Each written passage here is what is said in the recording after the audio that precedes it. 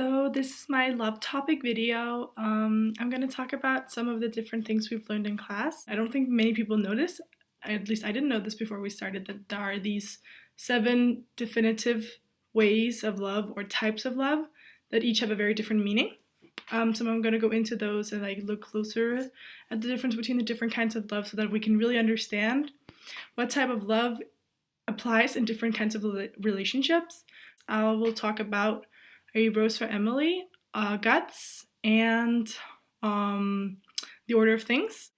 So the different 7 types are Eros, which is a passionate and sexual sort of love. Then there's Philia, which is shared goodwill. Then there's Storge, which is the love between family members. So I think most people will know this one. Then there's Agape, which is the universal love for strangers and nature or God or something spiritual, something bigger than just us and the people in our lives. Then there's Ludos, which is a more playful and uncommitted type of love, which can often turn into Eros or something more serious, whereas this is probably a little bit more youthful and young. Then there's Pragma, which is the practical long-term love.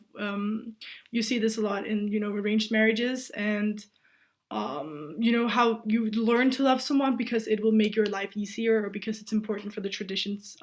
So that's also one of them.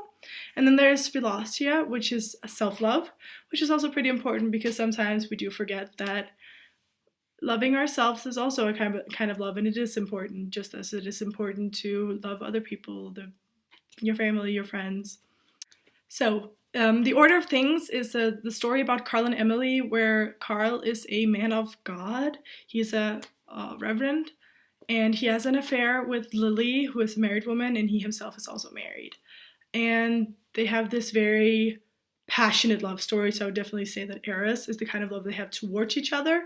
And they feel like, they finally found the right person for them, but they also have an obligation to their families, both of them, so they want to wait with their love.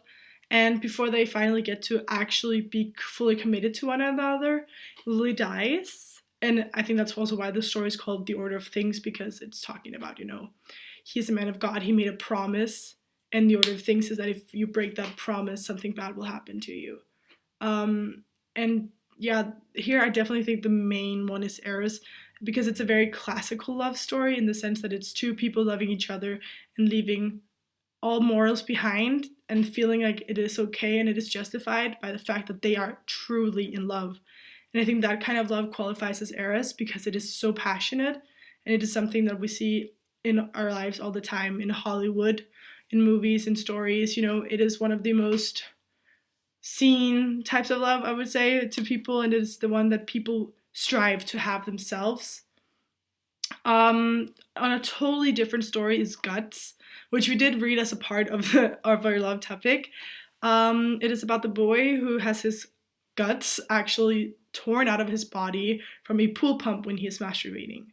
I don't know if I would say that this qualifies as a love story. If anything, it is self-love, because I guess masturbation could go under self-love philosophia, that you do have to, please yourself and love yourself. And masturbation could be one of those. And so, in a way, you see that's kind of love. I don't see any other types of love, though, in the story. But it's a very interesting story and interesting to work with. Also, when you have to look at it from the side of, okay, how can I fit one of these love types into this very violent story?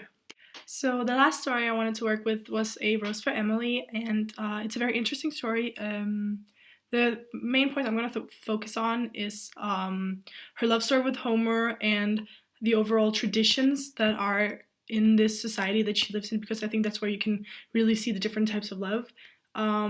Because, I think we all know that she's this outcast and she doesn't fit into this society that she's been put in. And I feel like for the other people in the story that surrounds her, this is a kind of a gape because, it's not the universe, but it's a love for tradition and a love for a classical society and a love for the way that they live. So they don't want to deal with this outcast and they don't know what to do because she does not fit into their little perfect world of how things should be. And so this kind of makes her, crazy and psychotic and insane.